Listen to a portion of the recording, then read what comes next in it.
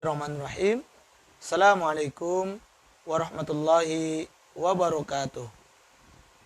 Alhamdulillahirabbil alamin. Wassalamu ala asyrafil anbiya'i wal mursalin nabiyina Muhammadin wa ala alihi wa sahbihi ajma'in. Amma ba'd.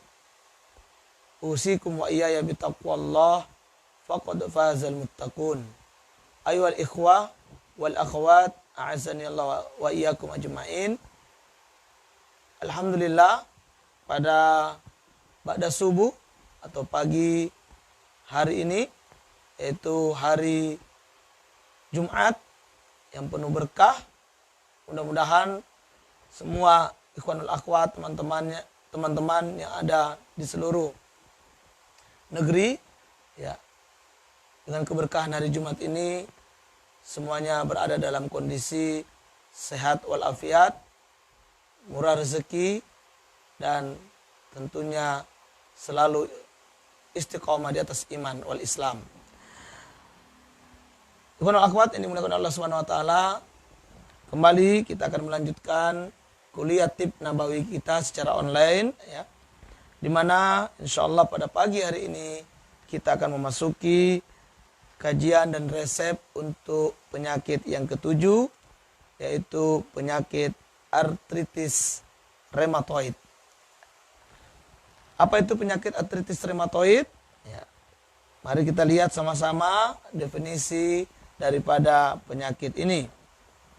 Ya. Penyakit artritis rheumatoid, ya, atau disebut juga dengan radang sendi.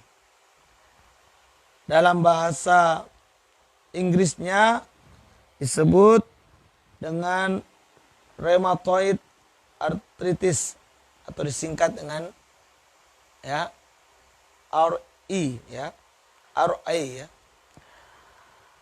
Nah, apa penyakit ini? Penyakit ini adalah merupakan penyakit autoimun, ya.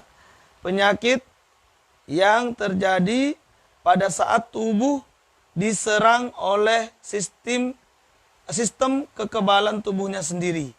Ya. Jadi penyakit artritis rheumatoid ini adalah penyakit autoimun, di mana sistem kekebalan tubuh menyerang diri sendiri. Ya.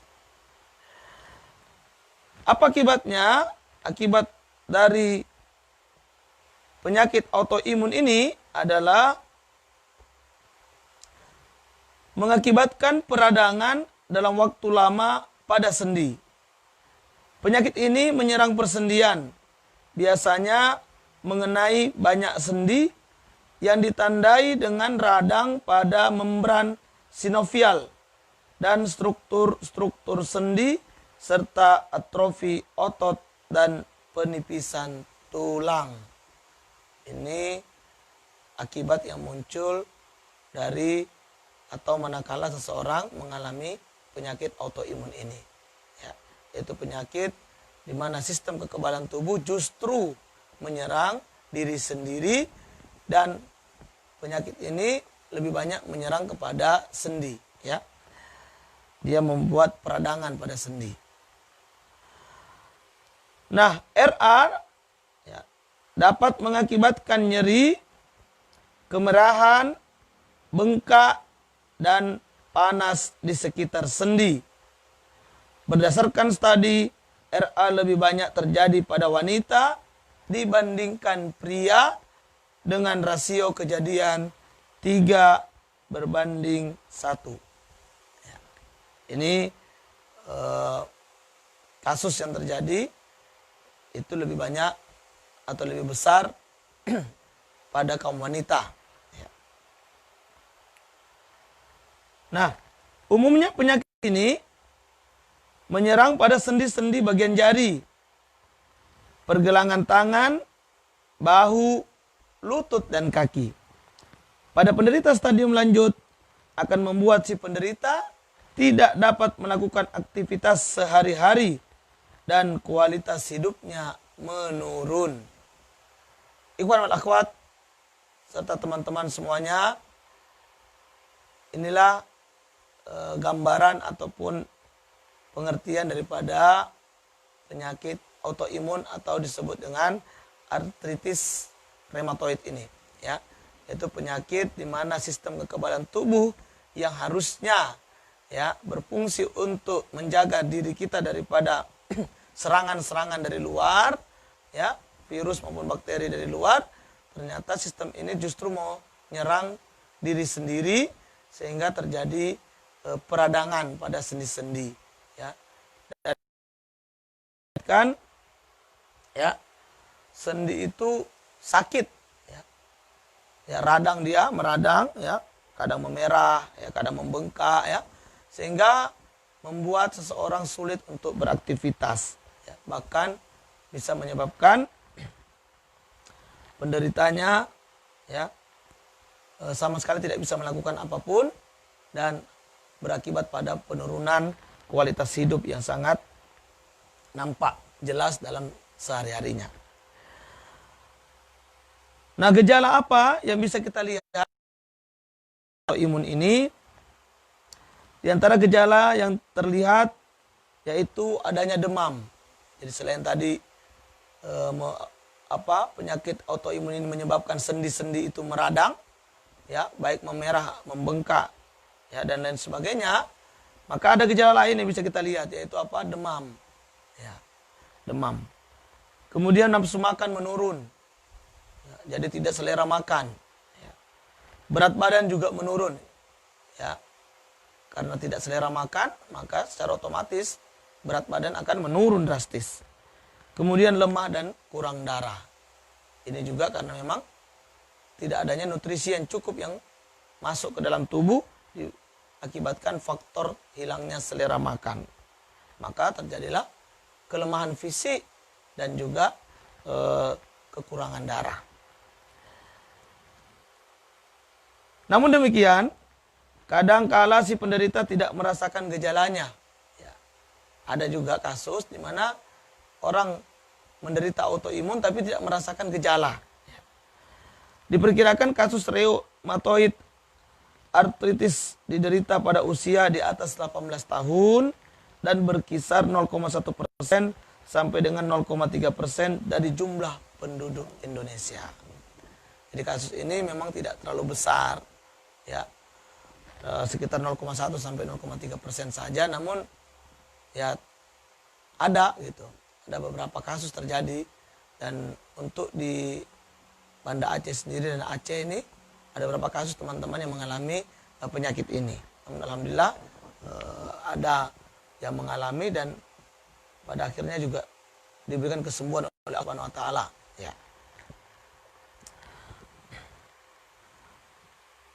Nah, penyakit RA ini atau reumatoid arthritis ini umumnya ditandai dengan adanya beberapa gejala yang berlangsung selama minimal 6 minggu.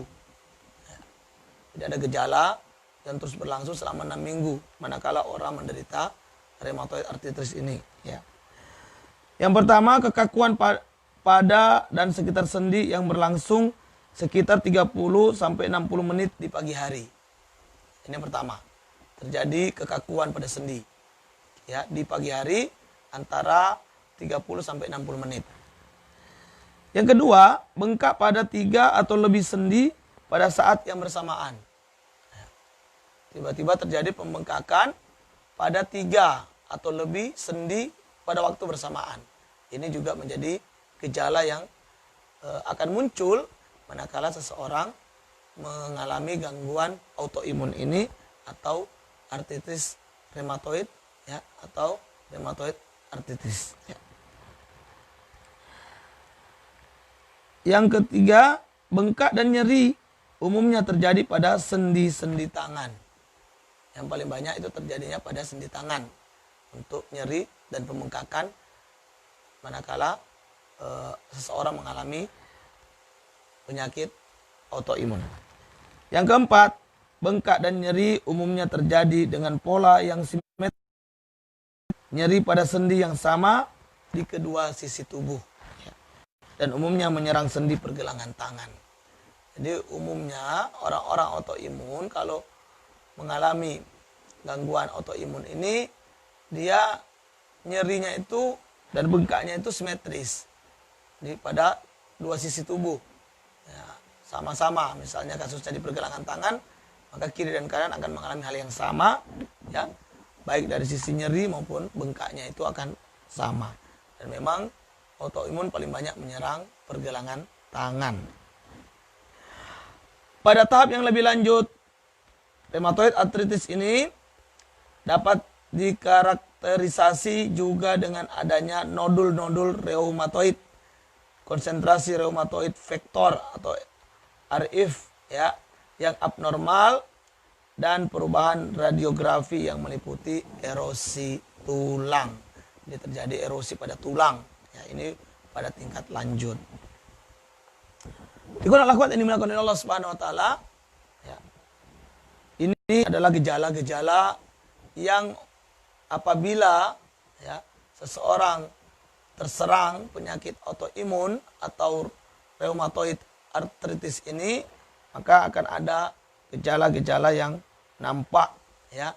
Dimulai dari gejala demam, kurang nafsu makan, tubuh menjadi lemah dan kurang darah, juga terjadi penurunan berat badan yang sangat cepat karena memang hilangnya nafsu makan tadi. Nah, di samping itu juga ada gejala-gejala yang menimpa, yaitu nyeri sendi, ya, nyeri sendi secara simetris pada kedua sisi tubuh. Kemudian juga adanya kekakuan pada sendi, ya, terjadinya pembengkakan dan nyeri pada minimal 3 atau lebih dari sendi-sendi tubuh. Ini diantara gejala-gejala yang terjadi apabila orang mengalami autoimun. Nah, bagi siapapun dari ikhwal akhwat dan teman-teman semuanya, jika merasakan gejala-gejala ini, maka segera untuk melakukan check up secara lengkap, ya, agar jika penyakit itu mudah atau lebih awal terdeteksi, maka biasanya mudah untuk dilakukan terapi maupun pengobatannya. Ya. Kemudian selanjutnya, tanaman apa yang cocok? Ya. Tanaman obat apa yang direferensikan untuk penderita autoimun ini? Ya, kira-kira herbalnya apa yang bisa kita konsumsi untuk membantu, ya, terapi ataupun penyembuhan dari penyakit autoimun ini. Maka yang pertama, karena autoimun itu adalah terjadinya peradangan pada sendi, maka yang pertama juga kita cari obat herbal yang berfungsi anti radang. Ya, anti radang. Ya, agar radang yang terjadi bisa berkurang dan sembuh, ya. Nah, apa herbalnya? Yaitu sidaguri. Ya, sidaguri ini yang dikonsumsi. Ya. Kemudian kita juga mencari herbal yang bersifat stimulan metabolisme, ya, agar peredaran metabolisme tubuh itu tetap normal, tetap bagus, maka dicari herbal-herbal yang membantu stimulan untuk metabolisme ini, yaitu konsumsi kompre, ya, kompre. Selanjutnya kita membutuhkan juga antitoksit, herbal-herbal yang berfungsi untuk pengeluaran racun pada tubuh, ya, antitoksit, yaitu temulawak. Nah, ini bisa dikonsumsi, ya. Selanjutnya herbal yang berfungsi diuretik, yaitu meniran, ya. Kemudian herbal antibiotik sambiloto, dan yang terakhir herbal untuk stimulan sirkulasi, yaitu gandarusa. Inilah 6 herbal yang kiranya bisa dikonsumsi manakala seseorang mengalami gejala autoimun ataupun penyakit autoimun ini, ya. Saya ulangi kembali herbal-herbal yang dibutuhkan, yaitu yang pertama herbal anti radang, ya. Kita bisa mengambil sidaguri, kemudian herbal stimulan metabolisme, kita bisa ambil kompre, dan juga antitoksit, temulawak, diuretik, bisa dengan meniran, antibiotik dengan sambiloto, dan stimulan sirkulasi, yaitu dengan gandarusa. 6 herbal ini ya akan sangat baik membantu proses terapi ya untuk kasus autoimun atau rheumatoid arthritis. Selanjutnya, pantangan apa yang disarankan untuk dihindari bagi penderita autoimun ini? Ada beberapa pantangan yang perlu dijaga agar tidak dikonsumsi terlebih dahulu, ya, yaitu yang pertama santan. Ya, santan ini hindari terlebih dahulu manakala kita mengalami gangguan autoimun. Yang kedua melinjo, yang ketiga cumi, keempat udang, kelima kepiting, keenam kerang, dan yang ketujuh daging sapi dan kambing. Ya, jadi ada sayurannya, yaitu melinjo dan santannya ini dihindari. Ada seafood yaitu cumi, udang, kepiting, dan kerang. Selanjutnya ada daging, yaitu daging sapi dan kambing. Ini sementara dihindari dulu untuk menjaga agar kondisi tidak semakin memburuk, ya, sambil kita mengkonsumsi herbal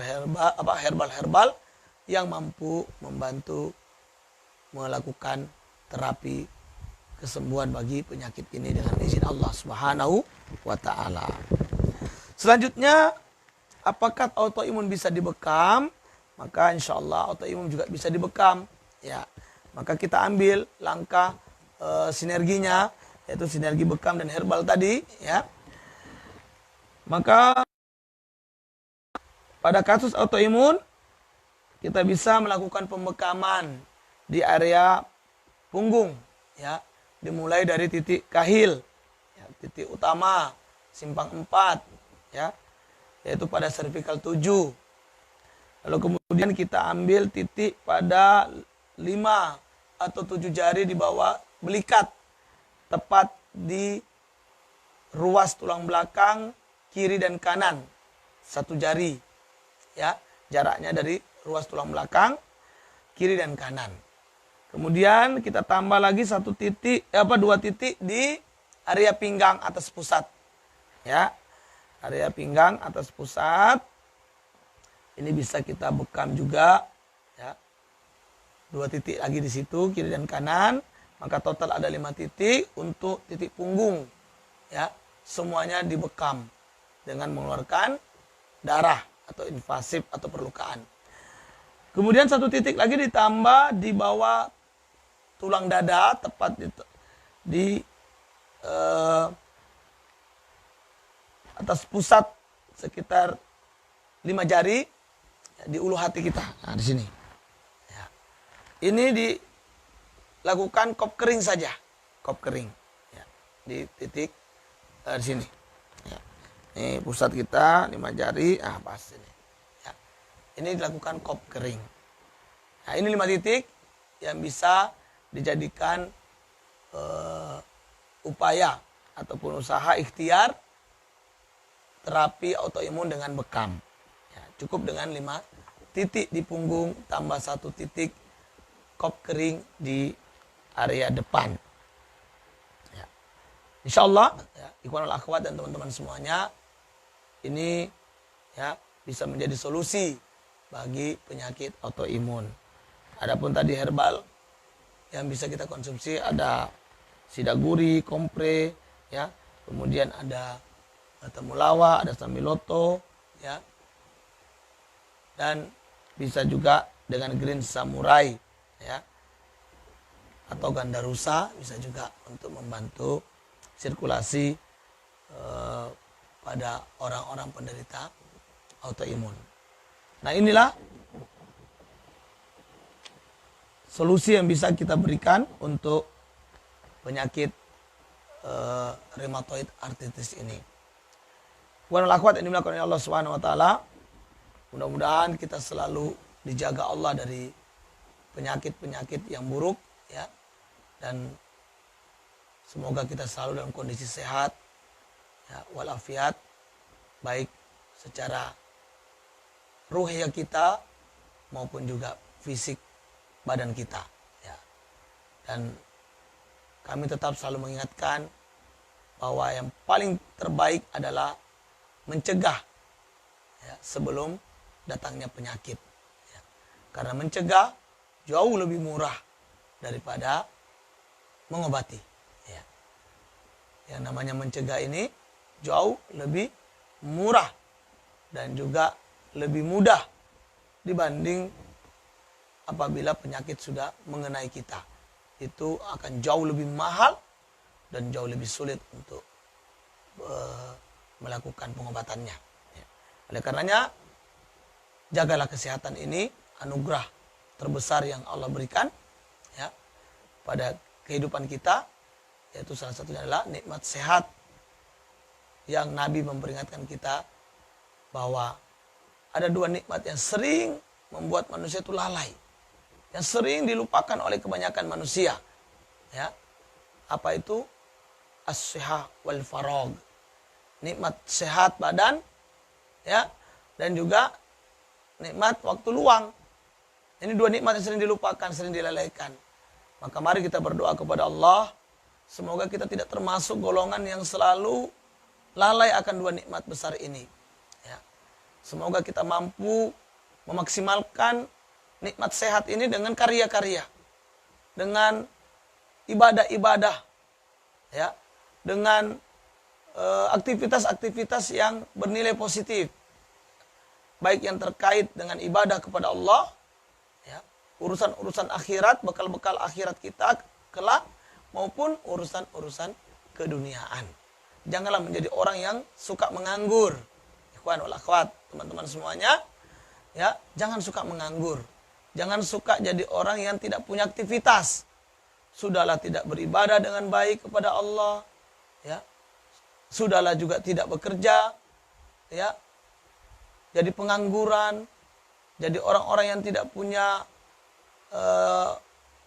motivasi, inovasi, kreasi, ya. Ini tentu tidak diharapkan. Seorang muslim adalah seorang yang terus mampu menghasilkan karya-karya besar, ya, atau minimal dia tetap mampu untuk mengisi waktu-waktu dan nikmat-nikmat sehatnya dengan apa? Dengan ibadah kepada Allah Subhanahu wa taala, baik ibadah itu mahdhah ataupun ghairu mahdhah, ya. Inilah seharusnya yang kita lakukan sebagai seorang muslim. Tidak boleh kita menjadi orang yang malas, ya. Orang yang banyak menyanyiakan waktu, ya. Orang yang menyanyiakan nikmat sehat, padahal badannya kuat, ya. Akalnya juga sehat. Nah, ini apalagi di masa-masa pandemi seperti ini, masa di mana kita banyak waktu luang, ya, karena hampir kegiatan-kegiatan di luar rumah itu, ya, berkurang. Maka tetaplah lakukan kebaikan-kebaikan yang bisa kita lakukan, ya, baik itu kebaikan bersifat pribadi maupun kebaikan bersifat sosial. Mudah-mudahan kita semua diberi kemudahan oleh Allah dan keistiqomahan untuk terus, ya, mendekatkan diri kepadanya dan juga untuk terus melakukan hablum minallah dan hablum minan nas dimanapun dan kapanpun kita semua berada. Demikian kajian atau kuliah tip nabawi kita pada pagi hari ini. Mudah-mudahan bermanfaat dan bisa diamalkan, ya. Teman-teman semua, jangan lupa kita sharingkan juga kepada saudara-saudara kita yang lain. Demikian dari saya. Hadanallahu iyyakum ajmain. Barakallahu fikum. Subhanakallahumma bihamdik. Asyhadu an la ilaha illa anta. Astaghfiruka wa atubu ilaik. Billahi taufiq wal hidayah. Wassalamualaikum warahmatullahi wabarakatuh.